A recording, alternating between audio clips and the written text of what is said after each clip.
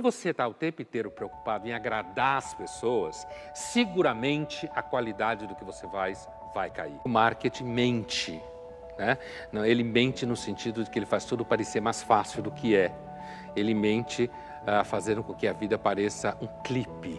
Como todo mundo é obcecado por felicidade, como o marketing vende para você felicidade, a publicidade vende para você felicidade, os coaches vendem para você felicidade, então é uma verdadeira tirania.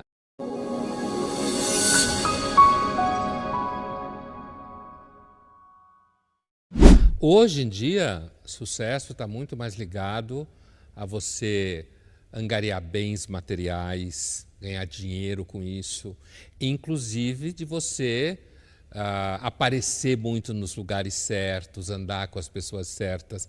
Mas sempre sucesso significou um tipo de atitude em que você se submete aos marcos do mundo. Certo?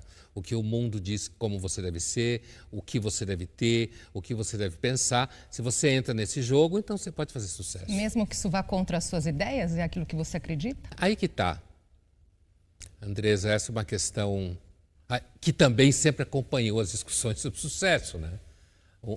Uma das escolas gregas e romanas que mais refletiu sobre isso é justamente o estoicismo, né?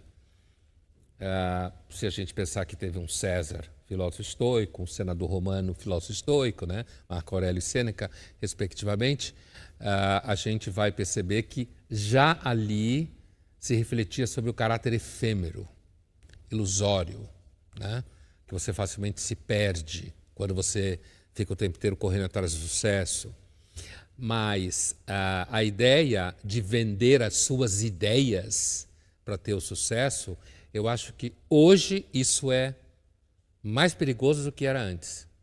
Eu vou dizer por quê. Primeiro porque hoje existe um mercado muito maior de ideias. Né? Você está falando na antiguidade, quantas pessoas liam? Tanto que muitas coisas que hoje a gente considera livro, era na realidade carta escrita para alguém. Né?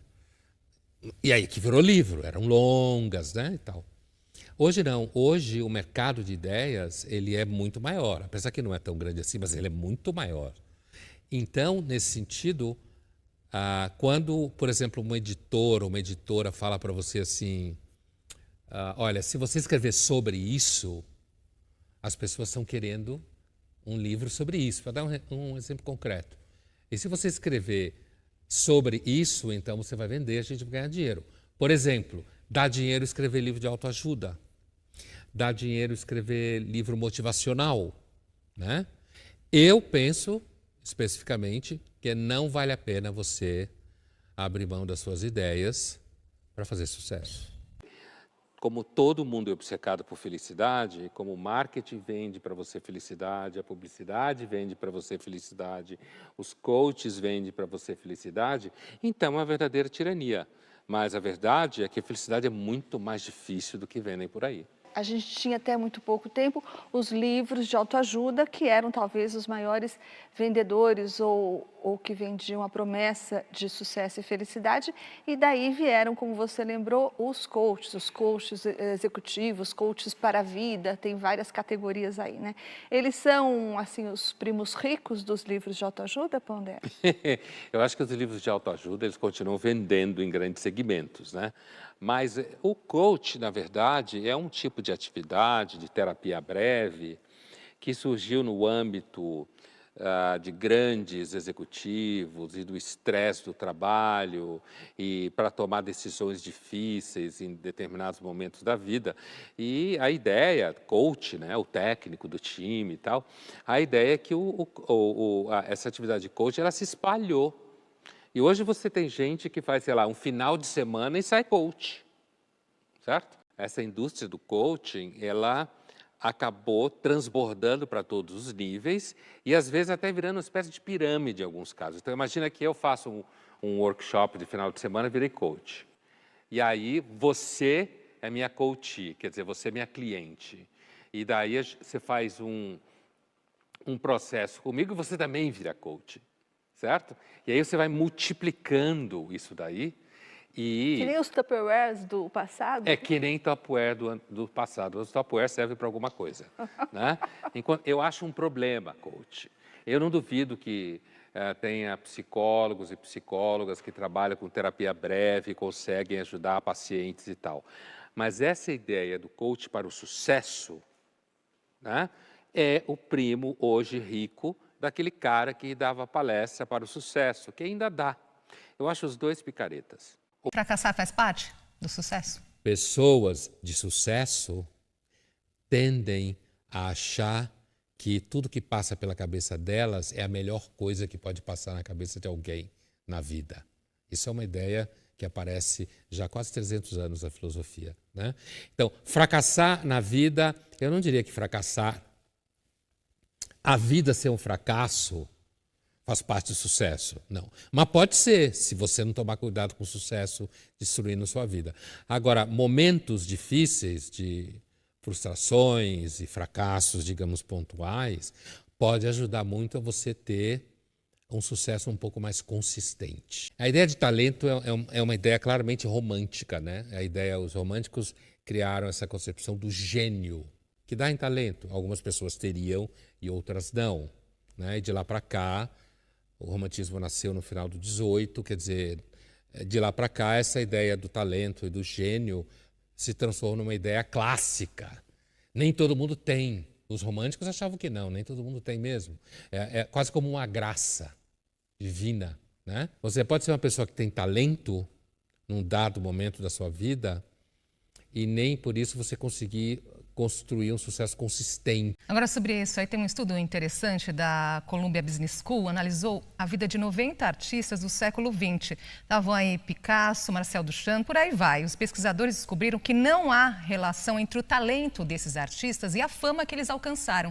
Aqueles que tinham mais contatos em diferentes setores da sociedade eram mais propensos a se tornarem famosos. Então, trazendo aqui para o nosso mundo de hoje, são as redes sociais. Então, quem tem mais seguidor tem mais fama. Então, talento não garante fama? Não. Os românticos também sabiam disso. Aliás, como os românticos eram desconfiados do emergente capitalismo, na época, da emergente ordem burguesa, como a gente fala, que é baseada em troca, é baseada em instrumentalização, como se diz, quer dizer, você se preocupar em fazer coisas que dão dinheiro e dão resultado, os românticos eram muito desconfiados disso, né? Então, eles já, inclusive, pressupunham muitas vezes que o verdadeiro talento, o verdadeiro gênio não era reconhecido pelo mundo. E o contrário disso? Quem não tem talento e fica super famoso. Então, aí vai ao encontro, você falava no estudo de pessoas famosas que tiveram sucesso e que o estudo parecia mostrar que não há uma implicação necessária entre talento e sucesso, vai ao encontro dessa inversão que você falou agora. Basta você ter amigos em lugares certos, ser falado nos lugares certos. Uma coisa é você pensar na fama ou no sucesso, como for, como resultado de um trajeto, né? E, na realidade, eu suspeito que a fama ou o sucesso como resultado de um trajeto é alguma coisa que pode ser menos perverso. Porque quando você é jovem, e se você atinge a fama muito cedo, a chance de você virar um idiota é muito grande. De você tomar decisões erradas, né? Basta ver tanta gente por aí, normalmente caras, esse exemplo que eu vou dar é normalmente de cara, homem, né? Que ganha muito dinheiro na Bolsa de Valores, com 30 anos, já ganhou milhões e sai por aí falando de meritocracia, mercado, não sei o quê, como se o fato, a história dele, a expertise dele e a sorte que fez ele ganhar tanto dinheiro e ficar rico com 30 anos, significasse alguma coisa em termos de análise de realidade. Os epicuristas não entendiam felicidade como realização do desejo. Os epicuristas entendiam a felicidade, ou prazer, melhor dizendo também, como você colocar medida no desejo. É que, ao mesmo tempo, você não está diante de alguém que achava que você não devia beber vinho, que você não devia fazer sexo, que você não devia, então, portanto, viver num lugar agradável. Mas os epicuristas, o que eles entendiam é que pautar a vida por acúmulo de objetos, acúmulo de atos sexuais, acúmulos de taças de vinho, isso seguramente ia deixar você infeliz. Então, o segredo da felicidade para os epicuristas é o autocontrole? Seria algo parecido com isso? Você ficar dosando o quanto de desejo você deve ter, o quanto de prazer você deve ter? Sim, não só os epicuristas, os estoicos também tinham essa preocupação, que é uma vida feliz, é uma vida em que você tem alguma medida nela, em que ela de alguma forma é ordenada, que ela não é escrava dos desejos incontrolados. Por isso você pode até pensar na ideia do autocontrole. Então, havia sim, numa linguagem mais contemporânea, o entendimento de que o autocontrole é uma boa forma de você ser feliz. Mas como é que a gente vai saber, Pondé, quando que o desejo é demasiado e quando é que ele está na medida certa? Os filósofos como epicuristas, estoicos, entendiam que você, fazendo uso da razão e observando a vida, você é capaz de perceber, por exemplo, que alguém que persegue o sucesso desbragadamente vai sofrer desilusão. Porque hoje você tem sucesso, amanhã não tem.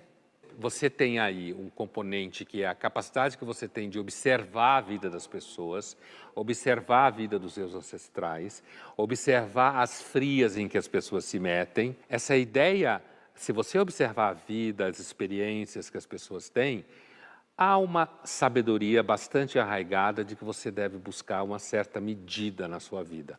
A ideia desses filósofos é que você pensando, você conseguiria fazer isso. Estou pensando no cristianismo, não é? Jesus era um grande mestre, mas não queria ser um líder, vamos colocar dessa forma. Então, como é que ele lidava com essa fama? Jesus Cristo, claramente, ele não era alguém que estava procurando fama, né? E isso é bem típico da personalidade dele e da tradição profética da qual ele vem, no judaísmo antigo. Mas, assim, Jesus multiplicou vinho, né? Na famosa festa, né? Ele multiplicou vinho. Ele supostamente andou sobre as águas no Mar da Galileia, onde ele encontrou Pedro, em Fardaum, onde Pedro morava. Jesus Cristo é alguém que viveu numa época em que fazer milagre era uma coisa que se esperava de um candidato ao Messias. Certo? Na época, havia muito milagreiro. Muito. Como existe até hoje, né? Tanto que aquela famosa passagem, quando Jesus Cristo volta nos Atos dos Apóstolos, em que ele encontra os discípulos, os apóstolos, e ele fala que voltou, e Tomé duvida, sabe, mas é você mesmo? Né? E ele estende a mão e fala, põe a mão aqui na chaga. É porque, naquela época, ver alguém morto não tinha nada de especial. Como hoje também não tem um monte de gente que vê gente morta por aí? Né? Na geladeira, na cozinha, em pé do seu lado na cama, te olhando de noite.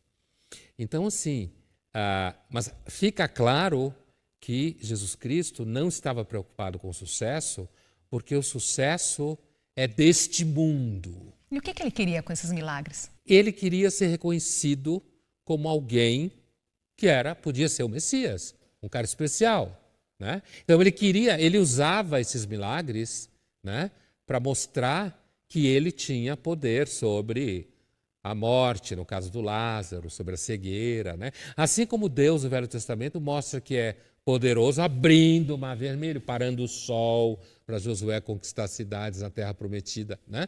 Mas ele não estava preocupado com o sucesso no sentido de que, inclusive, ele não teve atitudes que ajudassem ele a ter sucesso. Não foi procurar amigos famosos. Ele se cercou de quê? Ele se cercou de gente comum. Até coletor de imposto, que era considerado um lixo, né? Ele trouxe Mateus para perto dele, pescador analfabeto, né? Gente pobre, sem nenhuma importância social. Se ele quisesse ser famoso, ele teria ficado amigo de Pilatos. Ou então ele teria juntado exércitos para enfrentar Roma. Por quê? Porque Jesus falou 1000 vezes, meu reino não é desse mundo. O sucesso é democrático? Todos têm sua chance? Não. Aliás, assim como o luxo não é democrático, né? Em tese, imagine um mundo que todo mundo tivesse sucesso. Façamos esse exercício abstrato. Na realidade, sucesso não seria sucesso. Se todo mundo tivesse sucesso, né? Toda a humanidade tivesse. Porque sucesso pressupõe diferença. Alguém que chegou lá não contra no sentido contrário, mas diante de um monte de gente, a maioria esmagadora, que não chegou lá. Então, o sucesso não é democrático. A tirania das métricas destroem a boa qualidade do trabalho, destroem a capacidade das pessoas estabelecerem vínculos que não sejam para servir as metas. Se você passa isso para a vida pessoal, que a gente falava no começo das redes sociais, acontece a mesma coisa. Você fica o tempo inteiro. Quando você está o tempo inteiro preocupado em agradar as pessoas, seguramente a qualidade do que você vai cair. A qualidade da vida é você ter uma vida que seja menos sofrida, uma vida em que você partilhe com aqueles que são iguais a você, uma experiência mais feliz, no sentido de que você não é uma pessoa dominada por desejos, você não é uma pessoa egoísta, você não é uma pessoa excessivamente orgulhosa nem vaidosa. E, portanto, o Aristóteles tem lá algumas virtudes que você pratica. E essas virtudes, a virtude do Aristóteles, ela não é o oposto do vício. O oposto do vício é outro vício. Toda virtude aristotélica, se você pensa, por exemplo, a pessoa que é mesquinha, é um vício. Do outro lado, o vício oposto é a pessoa que gasta tudo, que distribui tudo. No meio é a pessoa generosa.